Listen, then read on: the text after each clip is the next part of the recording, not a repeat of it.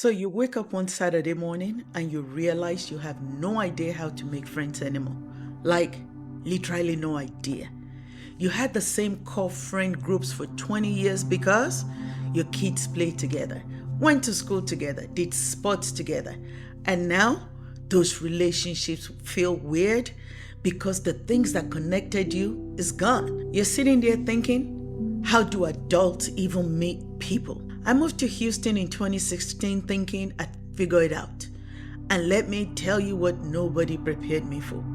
Making friends after 50, when your automatic social circles disappear, it's like trying to date again after 20 years of marriage. You've forgotten how this works, and all the rules have changed. If this is your first time on this channel, I'm Ronnie from Third Act Society. And today we're talking about something that keeps so many of us awake at night, but nobody wants to admit out loud. You are accomplished, smart, you've built relationships your whole life, but somehow you're sitting in a new city or even your same town, feeling like you're starting from scratch with friendship. And before you think this is just an empty nest thing, it's not. This happens to women our age for all kinds of reasons. You retire and you lose work friendships. You get divorced and you realize most of your couple friends were really his friends. You move to a new city. You finally admit that some of your longtime friendships just don't fit who you're becoming. The thing is, when you're raising kids, making friends happen automatically. Soccer moms, school events, neighborhood families with kids the same age. You bond over shared chaos and similar life stages. But when that structure disappears, most of us have no idea how to rebuild. Today, I'm sharing why this obvious advice doesn't work for women our age and the strategy that actually does. Let me start with what doesn't work, because you've probably tried some of this already. Join clubs on activities you enjoy. Sounds logical, right?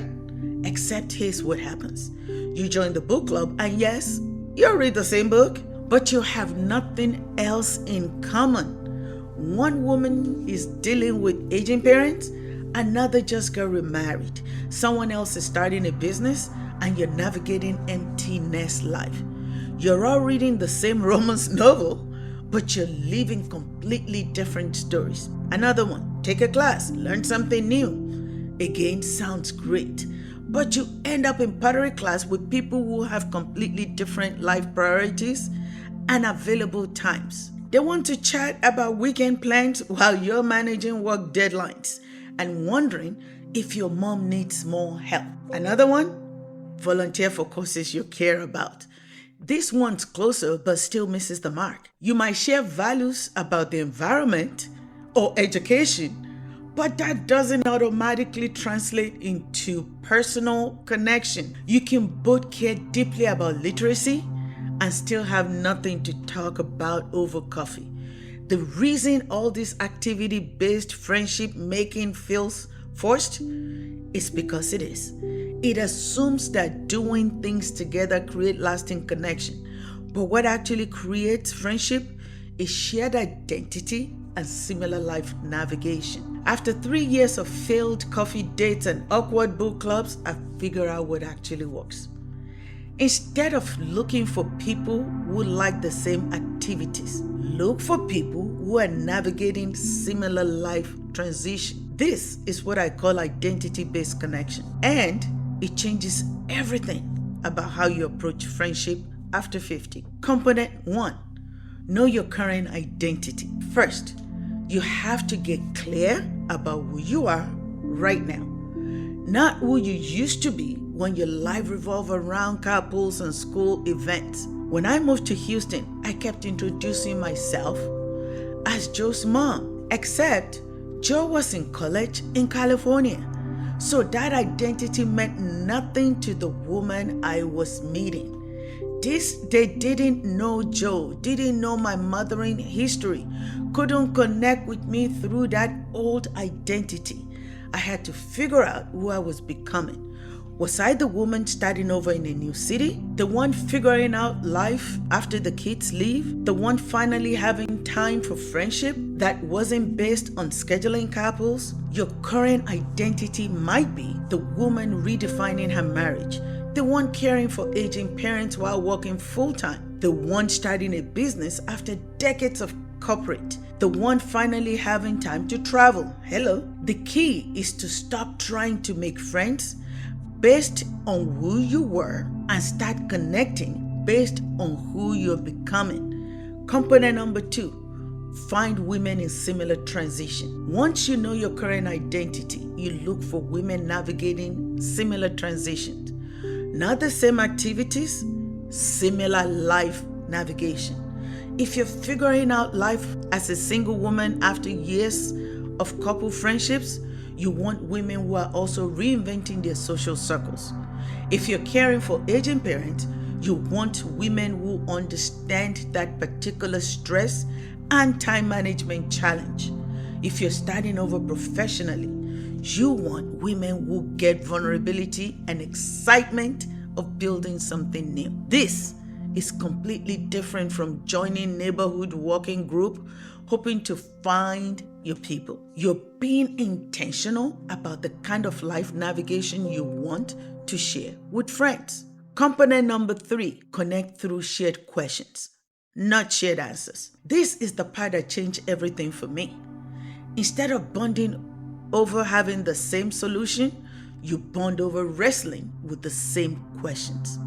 In Houston, I connected with women who are asking different versions of who am I when I'm not actively mothering. Some were divorced like me, some married, some had kids who moved back home, some had kids who never called, but we were all figuring out our identity beyond the mom role. We didn't have all the answers. Sarah was starting a catering business. Maria was traveling solo for the first time. Janet was going back to school. But we were all asking, what do I want my days to look like now that they're mine to design? Shared question creates deeper connection than shared answers because you get to figure things out together instead of comparing how you measure up. If this is resonating, hit the subscribe button because I share strategies for women 50 plus, and our new posting dates are now changing to Tuesdays and Saturdays. Okay, so where do you find women who are navigating similar transitions, you ask? Because it's not the obvious places. Online communities that actually work. Facebook groups, but not the generic ones. Look for groups like Empty Nest Moms Starting Over, Women Over 50 New Beginnings, Midlife Career Pivot. The more specific the transition, the better the connection potential. Substack communities around writers who are talking about midlife transition. I have it. These women are thoughtful, they're processing their experiences, and they're often looking for deeper connections. Local meetup groups, but then again, be specific.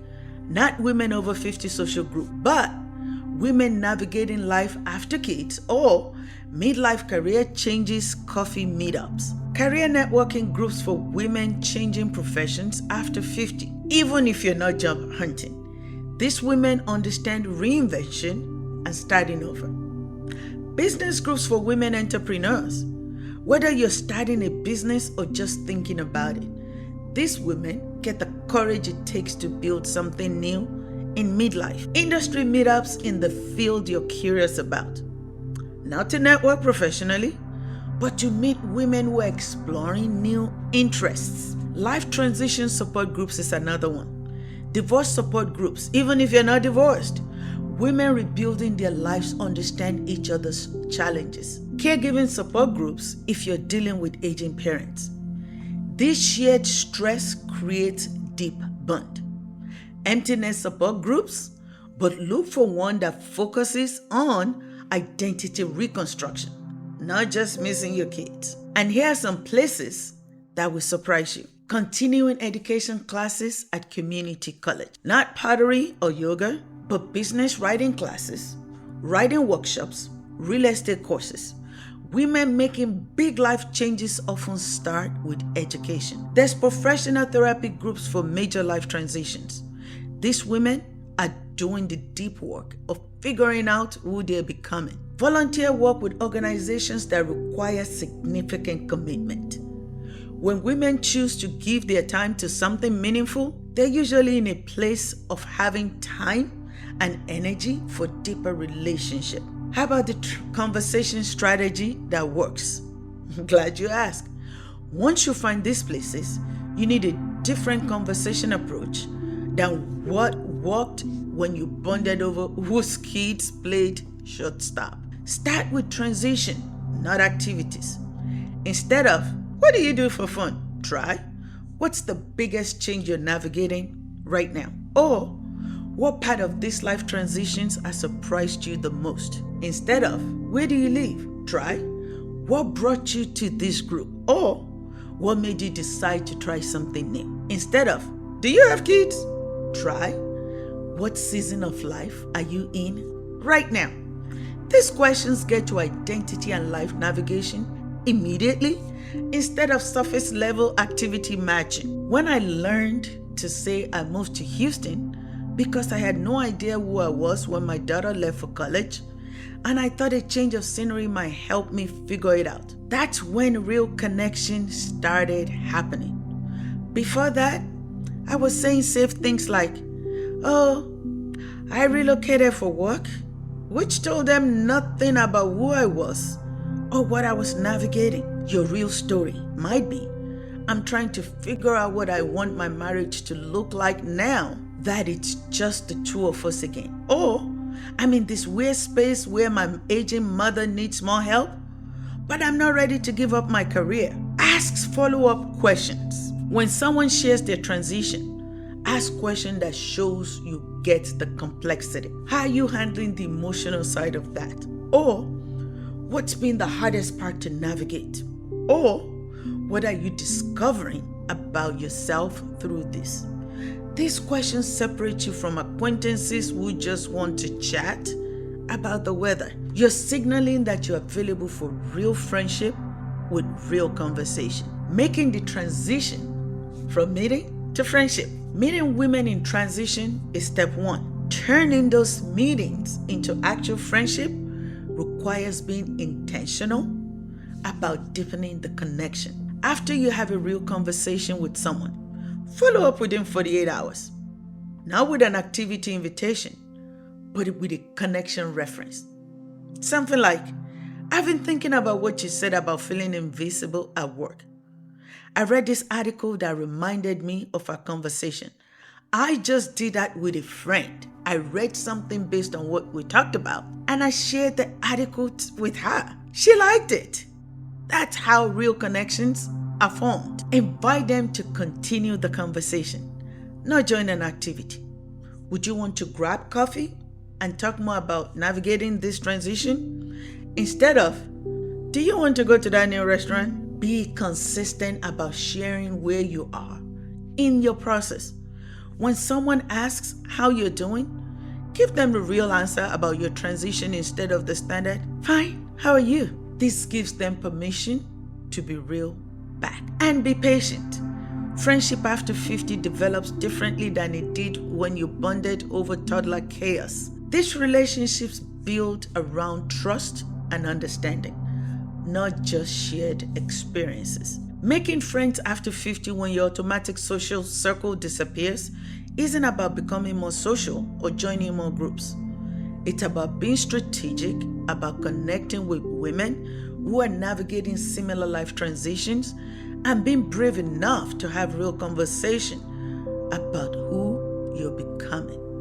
The women who become your closest friends probably won't be the ones doing the same activities as you. They'll be the ones asking the same life questions as you. If this resonated and you want to connect with other women figuring out friendship and navigating life after 50, join our free Thought Act Society community. And if you want personalized guidance on your specific transition, I offer free 15-minute strategy calls where we can talk through exactly where you are and what your next steps might look like. So, What's the biggest friendship challenge you're facing right now in this season of life? Share in the comment, because I guarantee you're not the only one feeling this way. Oh, and don't forget to hit the like button if this helped you feel less alone in this transition.